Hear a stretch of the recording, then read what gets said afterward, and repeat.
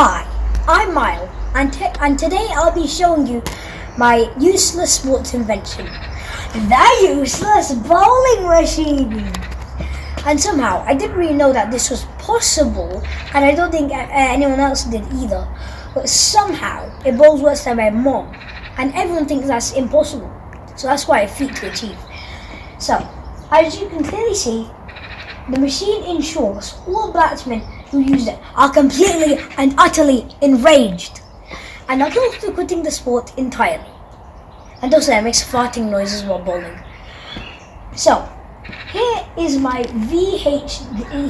VHDs, or very helpful diagrams.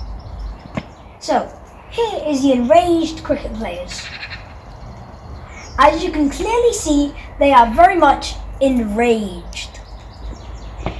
Here is the bowling machines.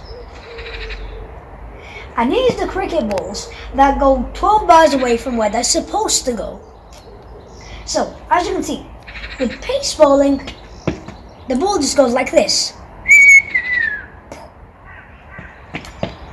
With fast bowling, it's basically kind of like a curveball. And with spin bowling,